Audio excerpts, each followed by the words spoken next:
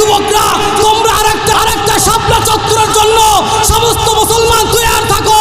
আরেকবার যদি তোমাদেরকে ইসলাম হেফাজতের জন্য, কোরআন হেফাজতের জন্য তোমাদেরকে ডাক দেওয়া হয়, আবার তোমরা কে কে আসো শাপলা চত্বরে যাওয়ার জন্য তৈরি? দু হাত আল্লাহকে দেখা দাও। কোরআনের পক্ষে যদি কোনো দল না থাকে, ওই দলকে এই দেশ থেকে বহিষ্কার করতে হবে। ঠিক কিনা জোরে বলো? এই কোরআনের কথা যারা বলবে তাদের সামনে থেকে মাইক কেড়ে নেওয়ার অধিকার তোমাদের কে দিয়েছে? সামনে থেকে যেটা মাইক কেড়ে নিতে আসবে, কোন আলেমের জবান বন্ধ করতে আসবে, ওটার হাত ভেঙে পুড়িয়ে দেওয়া হবে। ঠিক কিনা বলো? মানিকগঞ্জের মুসলমানকে জানায় দিতে চাই, মানিকগঞ্জের যুবকদেরকে জানায় দিতে চাই, আল্লাহু আকবারের তাকবীরের ধ্বনির কারণে যদি আল্লাহ পাকের আরশে আজিম কাঁপতে থাকে, আমি তো মনে করি বাংলার জমিনের মানিকগঞ্জ থেকে এই মুসলমান যদি নারে তাকবীরের আওয়াজ দেয়, বাংলার জমিনে যতগুলো নাস্তিক আর বেঈমান আছে, সমস্ত নাস্তিক আর বেঈমানের রাজপ্রাসাদগুলো থরথর করে ভেঙে টুকরো হয়ে যাবে। ঠিক কিনা বলো? যেই তাকবীরটা শোনার সাথে সাথে নাস্তিক আর বেঈমান বাংলার জমিনে যদি কোথাও পলায়ও থাকে, ওই জায়গায় নাস্তিকটাকে ধরে তার জিহ্বা টেনে ছিঁড়ে কেটে টুকরো টুকরো করে মানিকগঞ্জের রাস্তার উপরে ফেলে দেওয়া হবে। ঠিক কিনা বলো? নাস্তিকদের সাথে কোনো আপোষ নাই। ঠিক কিনা বলেন? নাস্তিকদের বক্তব্য হলো আল্লাহ বলতে কিচ্ছু নাই, জান্নাত দেখি না মানি না, জাহান্নাম দেখি না মানি না, নবীকে দেখি নাই নবীকে মানি না, আল্লাহকে দেখি না আল্লাহকে মানি নাই। এই নাস্তিকদের বক্তব্যের সাথে আমাদের কোনো মিল আছে? নাস্তিকদের বিপক্ষে সবসময় আমাদের রুখে দাঁড়াতে হবে তো বলেন? নাস্তিকতা নিপাত যাক, দিন ইসলাম জিন্দাবাদ। নাস্তিকতা নিপাত যাক, দিন ইসলাম জিন্দাবাদ। কোটি প্রাণে একই আওয়াজ, খোদাদ্রোহী ছাড় পাবে না, এই বাংলায় ঠাই হবে না, মুসলমানরা জেগেছে আজ। ঠিক কিনা? যার কদমে সামনে চলো, বজ্র কণ্ঠে আওয়াজ তোলো, সবাই মিলে একই তালে দাও না স্লোগান, নারায়ে তাকবীর। ইসলামেরই জন্য দেশের হয়েছে জন্ম, ইসলামের বিরুদ্ধে গেলে দেশ হবে ভিন্ন। ঠিক কিনা? ইসলামের বিরুদ্ধে যারা নিয়েছে অবস্থান, এই বাংলায় ঠাই হবে না, যাও হিন্দুস্তান। ঠিক কিনা? যার কদমে সামনে চলো, বজ্র কণ্ঠে আওয়াজ তোলো, সবাই মিলে একই তালে দাও না স্লোগান, নারায়ে তাকবীর। মুসলমানের এই দেশেতে নাস্তিকদের ঠাই নাই, নাস্তিকদের পক্ষে যারা তাদের কোনো রক্ষা নাই।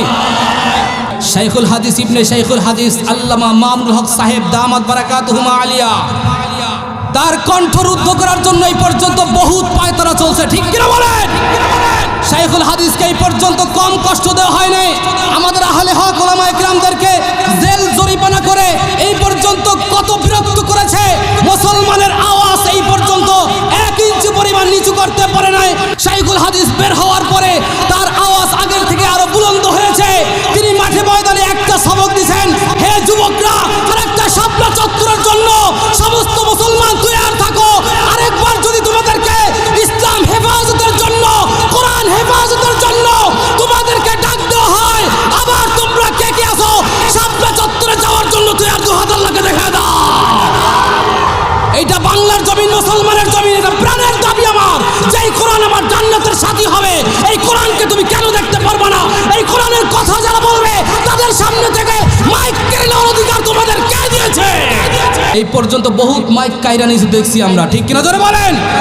সামনে থেকে যেটা মাইক কেড়ে নিতে আসবে, কোন আলেমের জবান বন্ধ করতে আসবে, ওটার হাত ভেঙে পুড়িয়ে দেওয়া হবে। ঠিক কিনা বলো? এই কোরআনের হাফেজের দরকার আছে না নাই? এই কোরআন পার্লামেন্টের ভিতরে আজ দরকার আছে না নাই?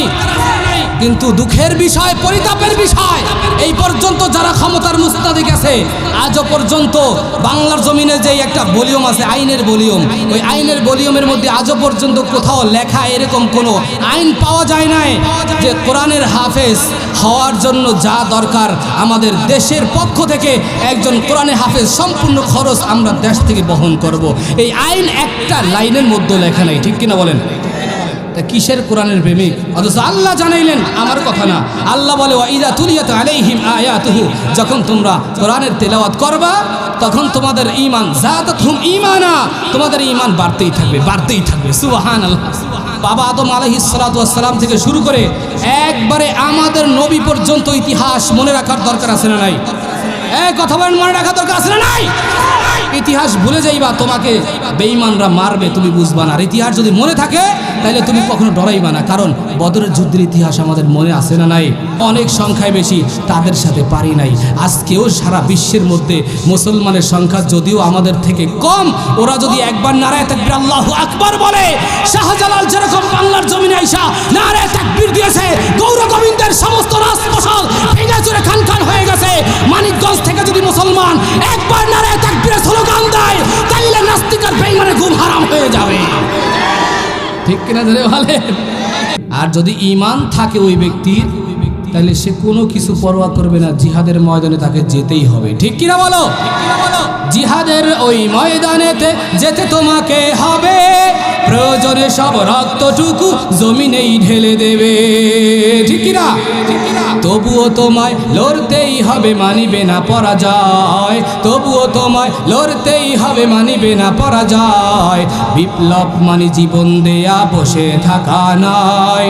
সে কোনো দিন আসবে না রে, করো যদি ভয়। ঠিক কিনা? কোথা থেকে কোন ভিনদেশি শকুন আমার দেশে এসে সেবার নামে বসলো জুড়ে মীর জাফরের ভেসে। ঠিক কিনা? ওদের করতে নাস্তানাবুদ হতে হবে নির্ভয়। ওদের করতে নাস্তানাবুদ হতে হবে নির্ভয়। বিপ্লব মানে জীবন দেয়া, বসে থাকা নয়। সে কোনো দিন আসবে না রে, করো যদি ভয়। ঠিক কিনা বলো? জিহাদের ময়দানে যাইতে রাজি আছি তো সবাই? সবার হাত দুটো উঠান, বলেন আল্লাহু আকবার। আয় আল্লাহ, সবার হাতগুলোকে আপনি পরিপূর্ণ কবুল করেন, বলেন আমিন। তাইলে 2 নাম্বার আল্লাহ পাক জানাইলেন, ওয়াইদা তুলিয়াত আলাইহিম আয়াতুহু যাদাতহুম ঈমানা। যত কোরআন তেলাওয়াত করবা তোমার ঈমানকে বাড়ায় দিবেন কে? কখনো মাহফিলে যান না, সহজে বয়ান হয় না, সহজে বয়ানের কাছে যান না, জিহাদি বয়ান শোনেন না। আর ঈমান ওই ধান খেতে আর ওই কি বলে আপনাদের পাট খেতের ভিতর পর্যন্তই। ঈমান নিয়ে আর রাজপথে বাড়াতে পারে না। ঠিক কিনা? ঠিক কিনা? ঈমানের ভলিউম তাজা থাকলে যখনই ডাক দিবে তখনই মাথায় কাফনের কাফন বেঁধে তারপরে রাজপথেই নেমে যাব। ঠিক কিনা? 1 নাম্বার মুমিনের গুণ, ভয় করবে কাকে? জোরে বলেন, কাকে ভয় করবে? 2 নাম্বার মুমিন বান্দা কোরআন তেলাওয়াত করলে ঈমান বাড়ায় দিবে কে? 3 নাম্বার মুমিন বান্দা ভরসা করবে কার উপরে? 4 নাম্বার মুমিন বান্দা নামাজ পড়বে কি পড়বে না? 5 নাম্বার মুমিন বান্দা দান খয়রাত করবে কি করবে না?